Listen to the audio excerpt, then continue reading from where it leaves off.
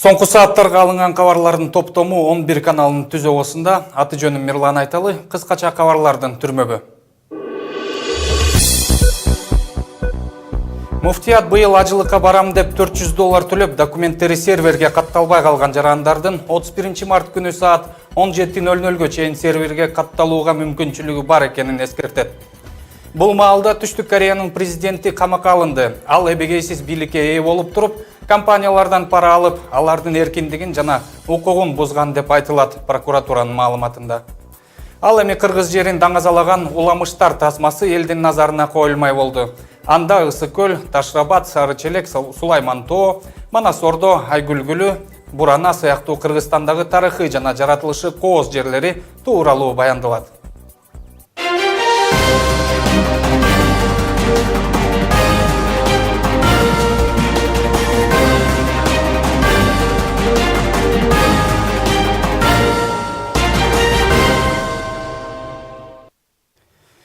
Адегенде мигранттар тууралуу кабардан. Орусияда соттун чечими менен өлкөдөн чыгарылган мигранттарды кара тизмеден алып салуу боюнча сүйлөшүүлөр улантылууда.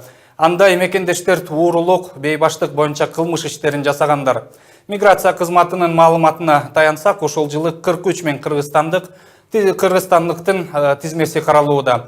Бул кыргызстандыктардын Орусияда жүрүү боюнча мөөнөтү өтүп кетип илинип калгандар. 2017 жылдын башынан бери баш аягы 4000ге жакын кыргызстандык мыйзамдуу түрдө Москвада иштөө укугуна ээ болушкан. Кара тизмеден чыгууга аракет кылган жарандар мамлекеттик миграция кызматына арыз менен кайрылышы керек. Белгилей кетсек, быйыл Орусия Федерациясы Тажикстан менен Молдованын кара тизмеге кирген мигранттарына карата бир мунапыс жарыялаган. Ага ылайык Орусияда мыйзамдуу эмгектенүүнү каалаган тажик жарандары 25 марттан 24 апрелге чейин азыр арыз берүүсү зарыл. Молдовалыктар болсо, орус жергесинде мыйзамдашуу үчүн 1 марттан 12 майга чейин арыз бере алышат. Ал эми Орусиядагы кыргыз элчилигинен билдиришкенде, кыргызстандык жарандар ИАЭПке мүчө өлкөнүн жарандары катары буга илинбейт. Жаңылыктарды улантабыз. Быйыл ажылыктын жалпы баасы $2760 түзүп, мурунку баасына $160 кошулганын муфтияттан маалымдашты. Маалымат жыйынында айтылгандай, ажылыктын баасы климаттык шарттан улам кымбаттай турганы боюнча Сауд Аравиясы бардык мамлекеттерге кат түрүндө билдирген.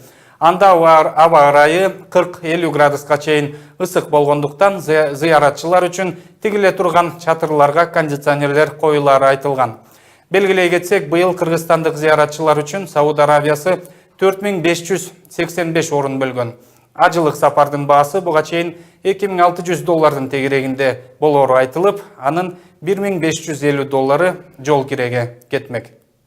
Сауд Аравиядан гана коюлган $200 көбөйтөбүз деп, бир айдын ичинде биздин муфти баш болуп, ажы бөлүмдөр $40 гана ылдыйлатканга мүмкүнчүлүк болду. $160 сөзсүз түрдө кошулуш керек деген чечим кат түрүндө келип бизге келди. Кошумчалай кетсек, учурда 4924 жаран ажылыкка баруу үчүн алгачкы төлөм болгон $400 банкка төлөшкөн. Азыркы мезгилде электрондук тизмеге катталган жарандардын документтерин толуктоо жана аларды серверге жайгаштыруу иштери улантылууда. Муфтияттан ажылык сапарга баруучуларга берилүүчү квотанын саны 4585 экендигин, ал эми быйыл ал сандан кийин катталгандар автоматтык түрдө кийинки жылдагы зыяратчылардын тизмесине кирерин айтышты. Буга чейин Кыргызстанга былтыркыга салыштырмалуу 900кө көп квота берилип, 4585 түзгөнүн кабарлаган. Ажылык сапардын баасы $2600 тегерегинде, анын $1550 жол кире. Жалпысы бизде банк төлөм боюнча 4924 адам банкка $400 төлөп аймактык кезекке турушту. Алардын ичинен бүгүнкү күндө серверге катталып, документтери толук болгондор 4900 айланасында болду азыр. 31 апрель акыркы күн деп чечим кабыл алганбыз. Эгер бүгүнкү күндө ким ушу $400 төлөп аймактык каттоого алынган болсо, ошол адам бүгүн акыркы күн келип каттоого алыш керек. Бүгүндөн кийин каттоо жабылып, мындан кийин ушу акча төлөм иштери башталат. Дүйнө кабарларынан Түштүк Кореянын соту өлкөнүн экс-президенти Пак Кын Хени камакка алуу боюнча ордер берди. Мыйзам боюнча тергөө амалдары бүткөнгө чейин 20 күн ичинде камакта болот. Ага кызмат абалынан кыянаттык менен пайдалануу, пара алуу беренеси боюнча айыптоолор тагылууда. Экс-президентти камакка алууну апта башында өлкөнүн прокуратурасы талап кылган. 11 каналдын баяндамачысы Айгерим Жаныкул Кореянын 11-чи президентинин тегерегиндеги ызы чууга токтолот. Айгерим, биз билебиз, буга чейин экс-президент 10 мартта кызматынан алынган. Эми прокурордун эмне үчүн камакка алуу чечимине келиптир? Рахмат, Мирлан. Ооба, буга чейин биз 13 мартта буга чейин импичмент жарыяланып президент кызматынан кеткен болчу Пак Кын Хе. Мындан кийин прокуратуранын маалыматына караганда, учурда жанагында тергөө амалдары жүгүчөктө 20 күндө камакта болмокчу.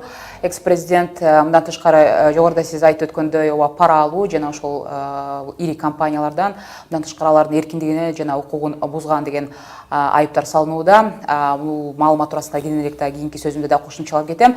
Бирок учурда бул эмне үчүн кайрадан прокуратура Пак Кын Хени кармоо чечимине келгендигинин бир себеби, андагы бул көзөмөлдөө орган билдирүүсүнө караганда, расмий билдирүүсүнө караганда, бул иш боюнча жана ошол табылган жана далилдер жок кылуу коркунучу бар экендигинен улам, анан Пак Кын Хени бул акырына чейин жазага тартуу чечимин кабыл алышкан. Ушундай жоопту узатышты. Айгерим, негизи эле өлкө башчысынын бир заматтын ортосунда кызматтан алуу, ага импичмент жарыялоо тууралуу фактыларды эске алганда, Кореядагы мыйзамдардын катаалдыгы катары кабылдасак болобу? Туура, бул багы саясатка селеп салгандагы эксперттер, чет элдик эксперттер дагы ошол жалпы эле ошол эле Орусия, ошол эле жалпы КМШ мамлекеттеринин багы ичиндеги ошол антикоррупция же болбосо коррупцияга каршы мыйзамдарын салыштырган, бул Түштүк Кореядагы мыйзамдарын.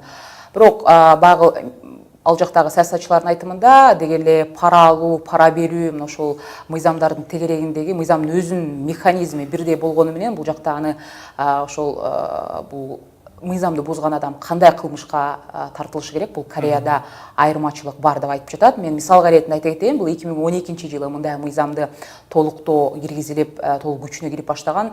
Ошол 2012-жылдан бери жалпы эле Түштүк Корея боюнча 2,5 миллионго жакын адам ошол мыйзамдын челинде кылмыш ишине, кылмыш жоопкерчилигине тартылган экен. Албетте бул сандын ичинде ошол эле бир катар чиновниктер, мамлекеттик кызматтарда иштеген адамдар дагы бар.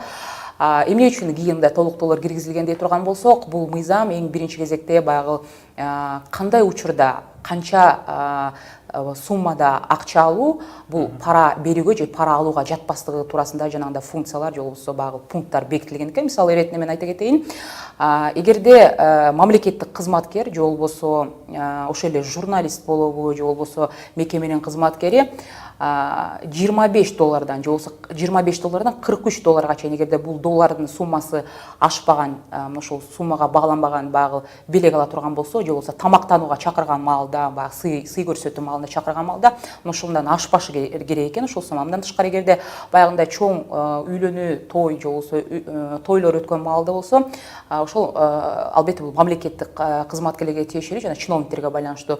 Эгерде мындай айтканда $900 жогору белек албашы экен. Тактап айтканда бул пара алганга барабар дегенди түшүндүрөт экен. Мындан тышкары баягы Кореянын практикасында ошол эле окуу жайларда, билим берүү жагында да көп коррупцияга малынган тармак катары бааланган экен. Ошондон улам жанагындай мен жогоруда айтып өткөн мыйзамга толуктоо киргизгендигин дагы бир жагдайым ошол. Лекция окуган окутуучу баягы студенттерден пара алган учурларында суммасын бекиткен экен, анда $425 ашпашы керек экен. Эгерде жанагындай $900 аша турган болсо, демек ошол адамдын күнөөсү далилденип турса, мамлекетке айыппул салынат экен. Бул мындайча айтканда ошол коррупцияга байланыштуу мыйзамдын эң төмөнкү чендеги багы суммасы туурасында сөз кылып жатам. Ал эми жогоруда биз айтып жаткан Пак Кын Хе албетте мындай ири суммалардын негизинде жанагындай айыптар коюлуп жатат. Тактап айтканда Samsung компаниясынан ошол эле курбусу менен бирге 100 миллион доллардан ашык каражаттар талап кылган.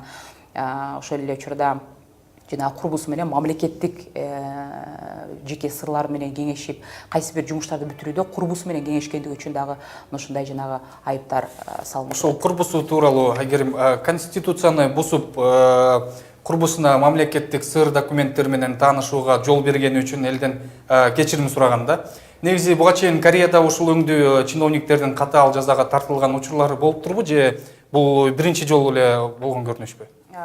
Чын айтканда багыл кечиресиз Түштүк Кореянын өзүндө бир эле бул албетте Пак Кын Хенин ушундай жогорку тепкичте отурган багыл кызматта отурган чиновниктин биринчи эле бул мындай жазага тартылып жаткан жок. Тактап айтканда буга чейинки дагы ошол мамлекеттик премьер-министр жана башка адамдар дагы ошол коррупция, пара алуу беренелери боюнча дагы айыпталган экен.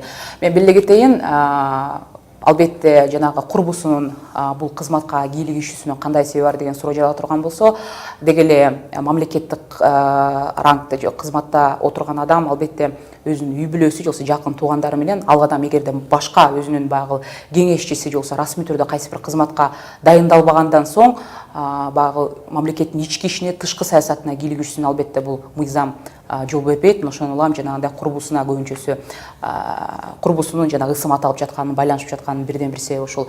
Ошондой эле Пак Кын Хенин дагы бир айыбы туурасында айта кетейин. Маданият жаатында иштеген кызматкерлер тактап айтканда 10 миңге жакын адамды жана кара тизмеге кирип калышы туурасында дагы багы жоопкерчиликке тартылып жатат. Анан бирала мен кошумчалай кетейин, учурда албетте баягы мыйзамга ылайык негизи эле Түштүк Кореянын өзүндө буга чейин деле талкууланып жаткан болчу. Эгерде президент, экс-президент акырына чейин өзүнүн күнөөсүн моюнга алдырып, анан жазасын ала турган болсо, мыйзам ченинде баягы 6 айдын ичинде кайрадан жаңы президентти шайлоо боюнча шайлоого жол берилет.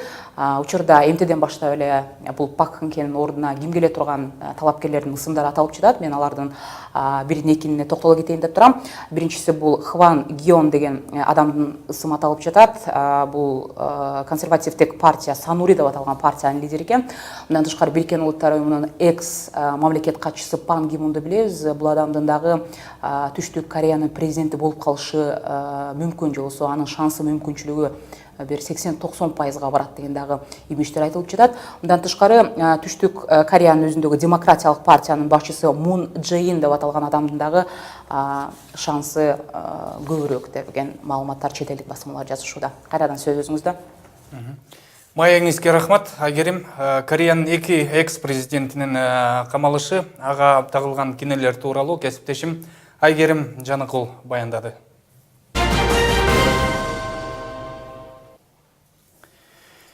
Дүйнө кабарларын улантабыз. Израилдин аскер жана саясий бөлүмү Ярдан дарыясынын батыш өйүзүнө соңку жылдардан эң алгачкы болуп еврейлик кыштак куруу демилгесин колдоп берди. Бул тууралуу маалыматты өлкөнүн премьер-министри Биньямин Нетаньяху Facebook социалдык тармагындагы өздүк баракчасына жазды. Мен башкарган аскер жана саясий бөлүм Шилох өрөөнүндөгү Амон айылынын тургундарына жаңы кыштак куруу чечимин кабыл алды деп айтылат кайрылууда. Пландар боюнча жаңы тургундар үчүн 2000ден ашуун турак жай курулуп берилет. Ошол эле учурда жергиликтүү Харец басылмасы бийликтин өкүлдөрүнө шилтеме менен Нетаньяхунун мындай кадамга барганын АКШ президенти Дональд Трамптын жакында бул тема тууралуу кооптуу комментарийлери себеп болгон. Кайрадан жергиликтүү кабарларга келсек, жогорку кеңештин депутаттары өлкөдөгү жаза өтөө системасынын ишмердилиги менен таанышышты. Эл өкүлдөрү айрыкча жатак абактарынын абалы жана анын эффективдүүлүгүнө көңүл буруп, балким жатак абактарын жоюу маселесин дагы талкуулоону сунушташты. Мындай демилгеге мамлекеттик жаза жана аткаруу кызматынын өкүлү каршы чыгып, бул кызматты жабууга эрте экенин билдирди. Мисал катары ал, жаза өтөө мекемелерде иштеген кызматкерлер аз да болсо майына алып, үй бүлөлөрүн багышууда. Бирок депутаттарды мындай жооп канааттандырган жок көрүнөт. Ушул теманы улай биз студиябызга мамлекеттик жаза жана аткаруу кызматынын байкоочу кеңешинин төрайымы, экс-төрайымы Чолпон Өмүракунованы чакырган элек. Саламатсызбы, Чолпон айым? Айтып берсеңиз, ушул жатак абактардагы жарандар советтик доордо элдик чарбага жардам берчү. Анткени ошол кезде оор жумушту кылганы киши жетишчү эмес да. Азыр болсо ошондогу көптөгөн мамлекеттик ишканалар жабылып калганда, мүмкүн жатак абактардагы азыр жатак абактарды жоюуга жакшы себептери бардыр. Биринчиден саламатсыңарбы? Бул сурооңор абдан эле азыркы заманда зарыл. Эми мен мындай жооп берейин. Азыркы күндө деген мына биздин урматтуу депутаттар жана кээ бир саясатчылар айтып атышат, колония жатак абактар деп атасыңар, колония поселения деп коебуз. Азыркы күндө колония поселения жапканга деген туура эмес. Туура эмес да, кереги да жок. Бул себепте деген эмне үчүн туура эмес мен айтып кетейин. Биринчиден, бул колония поселения деген абакта отурган адам деген анда деген стимулу болуш керек. Өзү жаза салып барып атканда деген ошол жазаны деген батыраак, башка көз карашы өзгөрүп, ошол кылмышты деген келечекте деген аткарбайын түрмөдөн чыкканда деп, ошол себептен деген ушу колонияга поселенияга чыкканга деген бир причинасы бар да. Экинчиден, колония поселениядагы болгон адамдар деген жарымы деген колония поселениянын өзүндө эле турушат, жарымы болсо кээ бирлери үйлөрүндө турушат.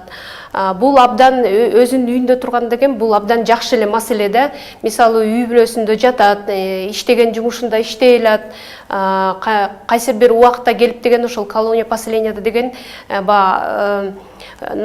отмечаться етип кетишет. Андан тышкары колония поселенияда деген азыркы күндө деген бир топ мекемелердин арасында деген ар кандай уюмдар, ар кандай жумуштар уюштурулган. Мына айтып кетсем, ала келдим, 32-чи мекемеде деген макарон чыгарат. Ушул макарон менен деген бүт колониялар деген азыркы күндө деген кабыл алышат. Андан тышкары деген ушул эле 32-чи мекеме колония поселенияда деген офистик эмерек чыгарат, 2 ярустук керебеттер. Андан тышкары мына 38-чи, 39-чу, 42, 43, 52-чи колония поселенияларда деген азыркы күндө мисалы уй чоңойтот. Уйларды чоңойтуп, сүт эметип, андан тышкары биякта дагы картошка отурулат. 44-чү менен 51-чи колония поселения мекемелерди айтып кетсем, мына биякта деген көрүп атасыңар, көп мындай жайыттар бар. Бияка деген картошка отургузулат, андан тышкары деген чөп чарлар отургузулат. Азыркы күндө мисалы ушул 44 менен ушул сиз айтып аткан ушул атап жаткан жатак абактардын канча пайызы ушул иштерге үндөлгөн, канча пайызы иштейт? Мисалы айтып кетсек, мына 44-чү менен 51-чи мекемеде деген 50 адам жумуш кабыл алынган, жумушта иштеп атышат. Андан тышкары деген ар бир мекемеде деген ар бир отурган мекеменин деген ошол учетто турган адамдардын жарымы деген ошол жакта иштешет. Айта кетсеңиз, ошол эле убакта мисалы ошол жатак абактар айрым адамдардын байлыгын көбөйтүш үчүн ошол үчүн эле жабылбай жатат деген дагы бир кептер бар да. Ошого кандай карайсыз? Канчалык чындыгы бар ошонун? Эми бул сөз деген менин оюмча деген абдан туура эмес. Себеби деген мына азыркы күндө деген көп мына айтат, албетте мына жазгы аткаруу мамлекеттик кызматтын ичинде көп бир топ коррупционный рисктер бар да. Бирок бул айтылган сөз негизи эле туура эмес дейм да. Албетте мына акыркы күндөрү деген массалык маалымат каражаттарда деген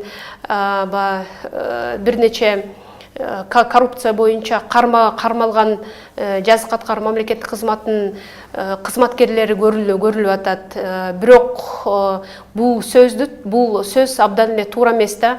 Анткени деген адам деген абакта отурганда ал деген ушул колония поселенияга чыгайын деп ошонун үчүн деген тарбиясын оңдойт, жумушка деген иштейт, ошо колониянын ичиндеги жабык мекеменин ичиндеги жумуш болсо деген ошо жумушка киришет. Андан тышкары туугандары менен катышат. Түшүнүктүү. Чолпон айым, айтсаңыз, эгер ушул чечим баары бир чыгып калса, жатак абактар жабылса да, ошол жарандарды кандай альтернативдүү бир иш-чаралар көрүлөбү ушу жарандарды башка бир нерсеге? Эми бул жатак абактарды, колония поселениялар деген жаппаш керек.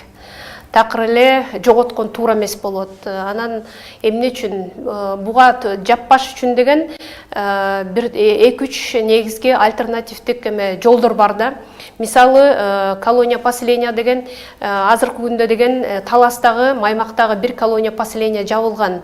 Ал деген ошол оптимизациянын ичинде деген жабылып, ал ошо мурунку болгон ошол колония поселениянын деген жер жайы, имараттары жана кызматкерлер деген башка колония поселенияга өткөн да. Андан тышкары мына ушул колония поселениялардын үстүндө деген азыркы күндө деген биз мына жарандык коом деген 2011-жылдан бери азыркы күнгө чейин кылган мониторингтерибизде деген бир топ рекомендация жасадык элек. Ушул бир рекомендациясы ушул колония поселенияларды жаппай эле кээ бирлеринин ичин үстүндө деген реабилитациялык борборлорду деген жасаш керек да. Биздин оюбуз мындай болчу да, ушул колония поселениялар такыр жаппай эле реабилитационный ушундай борбор болсо, анын ичинде деген жана штрафной изолятор жок болуп, андан тышкары кандайдыр бир дисциплинарный ушундай тарбия эметилген жана карцерлер болбосун деп биз жол бергенбиз да. Андан тышкары ушул колония поселениялар деген азыркы күндө деген жана уголовный исполнительный инспекция дейбиз, түрмөгө отурбаган адамдарды ошол жака ошолор менен бирге бириктирип иштетип дагы жакшы болот эле да. Чолпон айым, айта кетсеңиз, бул эмки суроо, мындай жалпы суроо да, система тууралуу, тендерлер тууралуу канчалык мына массалык маалымат каражаттарында ушу тендер тууралуу аябай көп кабарлар бар да, канчалык ошо чындыгы бар? Мисалы, азык-түлүк болгон, азык-түлүктү жеткирүүгө болгон тендерлер канчалык, ошого көз карашыңыз кандай негизи? Канчалык ошонун чындыгы бар? Ачык өтөбү ошол? Рахмат, суроо үчүн рахмат. Жогоруда айтып кеттим, ушу биз байкоо кеңеш негизи жарандык коом бирге иштеп эмет атканда ушул жазык аткар мамлекеттик кызматын өткөргөн тендерлеринде андан тышкары дагы башка жумуштарда ушул коррупционный рисктер бар депчи. Мисалы, мына жогору айтылгандай эле мына массалык маалымат каражаттарда деген бир коррупциондук схемасы деген алфавиттен деген башка тилине деген өткөзүп окшош тамгаларды ошондо деген дагы болуп калат экен да. Бирок биз азыркы күндө деген байкоо кеңеш, коомдук байкоо кеңеш деген көзөмөлдөө аркылуу иштеп атабыз. Мен акыркы суроом болот.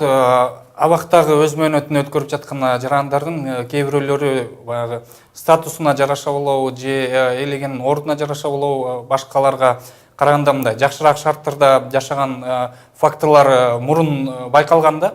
Азыр ушул тапта кандай көрүнүш? Эми акыркы мониторинг мындай абалды көрсөттү да. Мисалы алып кетсек, мына биринчи колонияны, 27 колонияны. Биякта негизи эле колониялар илгерки Советтер Союзунан калган лагерь түрүндө түзүлөт да азыркы күндө деле. Анан жазык аткарык мамлекеттик кызматы астыга жылып, заман катары астыга жылып деген келечекте деген камерный түргө өткөнгө деген аракеттенип атат да. Айтып кетсем, мына кээ бир абактарда, кээ бир мекемелердин ичинде деген мисалы абышкалар, майыптар отурган отделениялар деген мындай абалы кичине начарыраак эле да. Бирок өзлөрүнүн сөзүнөн, абакта отурган ушул адамдардын сөзүнө караганда деген ремонт жанакы ошол жашаган жерлерин деген оңдоп түздөгөнгө деген мекеменин жардамы кичине эле болду, көбүнчөсүн өзүбүз жасадык деп айтып атышат. Андан тышкары айтып кетсем дагы мекеменин ичинде деген жана общак деп коебуз, криминалдык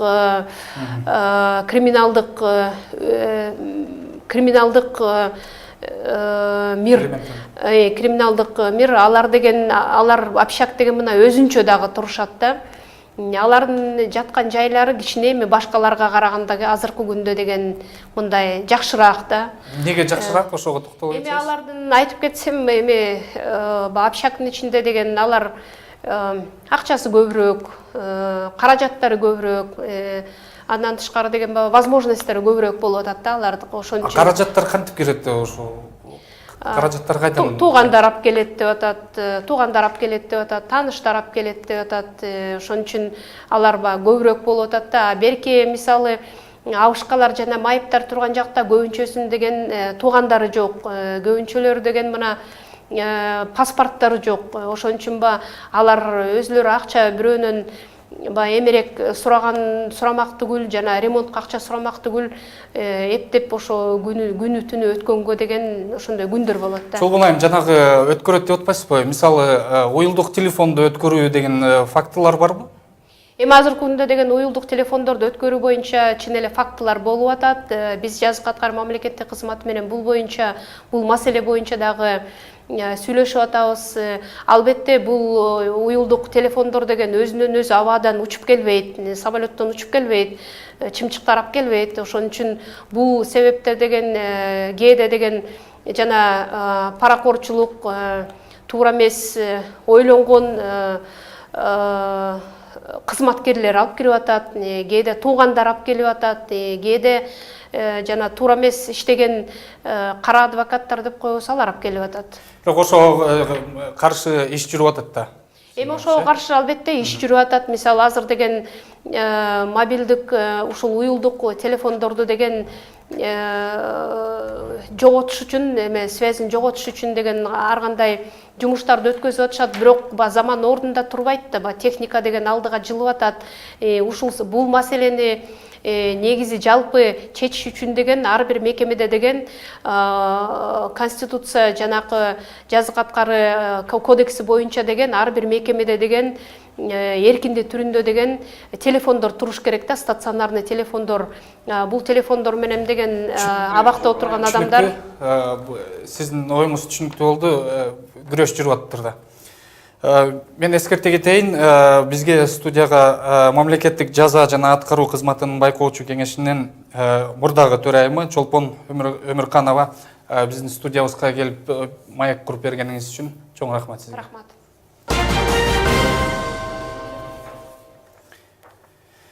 Эми Борбор Азия чөлкөмүндөгү кабарлардан Казакстандын Борбор Астанада июндан сентябрга чейин Экспо 2017 көргөзмөсү өтөт. Уюштуруучулардын айтымында ага дүйнө жүзүнөн 2-3 миллион адам жана эл аралык уюмдардын өкүлдөрү күбө болоору күтүлүүдө. Мындай ири иш-чараны татыктуу өткөрүү максатында жергиликтүү бийлик колдон келген аракетин жумшап жатат. Бир нече айдан бери эле даярдыктар тууралуу массалык маалымат каражаттары калкка күндө кабар берип турушат. Бирок айрым интернет сайттарында аймактагы бийликтердин элди мажбурлоо жолу менен экспого билеттерди сатып жатат деген маалымат чыгууда. Central Asian News порталынын баракчасындагы макалада мажбурлоого кабылган айрым социалдык тармактардын өкүлдөрүнөн интервью алган үзүндүлөр жазылган. Кабарлангандай, жергиликтүү бийлик орто мектептердин мугалимдерине ар бир билетти 6000ден 8000 теңгеге чейин сатууда. Билим берүү тармагынын башчылары мындай дооматтарды экспонун пропаганда жүргүзүүсү менен түшүндүрөт. Алардын ою боюнча, бул көргөзмө президент Нурсултан Назарбаевдин саясаты. Ошол үчүн жалпыга түшүндүрүү иштери ушундай нукта жүрүүдө. Экспо 2017-нин уюштуруучулары болсо мажбурлап сатылып жаткан учурлар кездешпегенин билдирип, бирок ошо менен бирге эле буга чейин билеттерди мыйзамсыз түрдө саткан 20 факт катталганын тастыкташты. Ысык көл, Ташрабад, Сарычелек, Сулайман-Тоо, Манас-Ордо, Айгүл-Гүлү, Бурана сыяктуу Кыргызстандагы тарыхый жана жаратылышы кооз жерлери тууралуу баяндаган уламыштар тасмасынын бет ачаары болду. Ага белгилүү кинорежиссерлор, кино сынчылар, манасчылар, актерлор, шаар тургундары катышты. Тасманын режиссеру Мурат Мамбетовдун айтымында фильмдин 90%-на жаңыдан кино тармагына аралаша баштаган жаш актерлор тартылган. Тасмада 7 областта жети заманбап окуялар болуп атат. Анан ошол областта сөзсүз бир уламыш болуп аткан да. Мына ушул жагы кызыктырды да.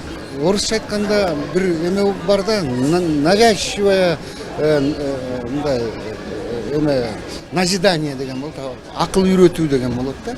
Мына ушул кинодо акыл үйрөтөт жаштарга, бирок мындай навязчивый эмес, мындай өзүң ойлогула. Саякбай коомдук фондунун төрагасы Самат Ибраевдин айтымында кинону тартууга чет өлкөдө иштеп окуган жаштар тарабынан сунуш түшкөн. Максаты мамлекетибиздин туризм багытын өнүктүрүүгө салым кошуу, жарандарыбыздагы патриоттук сезимди ойготуу. Фильмди тартууга 15-20 миллион сомдун тегерегиндеги каражат сарпталды. Бул тасмада негизги максаты ушул бүгүнкү күндө биз бир девиз катары айтып атабыз. Кыргызстан бул Кыргызстандын келечеги туризмде деген бир девизди көтөрүп атабыз. Чынында эле биздин Кыргызстаныбыздын 94% коо жерлер, коолуу жер экен, жаратылышы кооз экен. Эмне себептен ошол нерселерди көргөзүп биз туризм багытын өнүктүрө албайбыз? Фильмдин сценарийинин автору, аткаруучу продюсери Чыңгыз Исмаиловдун айтымында жаңыдан тасмага тартылганына карабай, өздөрүнө берилген образды жеткире аткара алышты.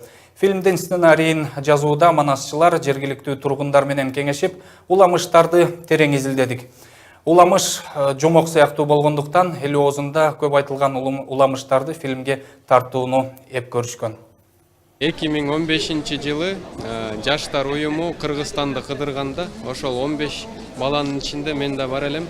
Анан Кыргызстандын кооздугун көрүп алып абдан суктандым. Биз бир шаарда, айылда жашап эле Кыргызстанды толук көрбөптүрбүз да. Анан ошол балдар жарым сааттык документалдуу фильмди көрсөтүп, анан мен ойлодум да, эмнеге биз художественный фильм тартып, жалпы эле кыргызстандыктарга, чет элдиктерге көрсөтө албайбыз деп Саматбек Ибраевке сунуштасам, ал абдан жакшы экен, ушуну тартыш керек деп тарта баштадык. Тасмада башкы каармандын ролун Адилет Усубалиев, Бегимай Ботоярова, Урмат Бакытбеков, Чыңгыз Исмаилов жана Тургунай Эркинбекова ойногон. Мындан тышкары белгилүү кесипкөй актерлорду көрүүгө болот. Алардын бири Курманжан Датка тасмасында тартылган актер Адилет Усубалиев. Азырынча соңку сааттарга алынган кабарлар мына ушулар. Мындан башка сиздер интернеттеги 11 чекит KG сайтынан бардык маалыматтар менен тааныша аласыздар. 11 каналынын кечки саат 7 жана 8деги жаңылыктар берүүсүнүн өткөрүп жибербеңиз.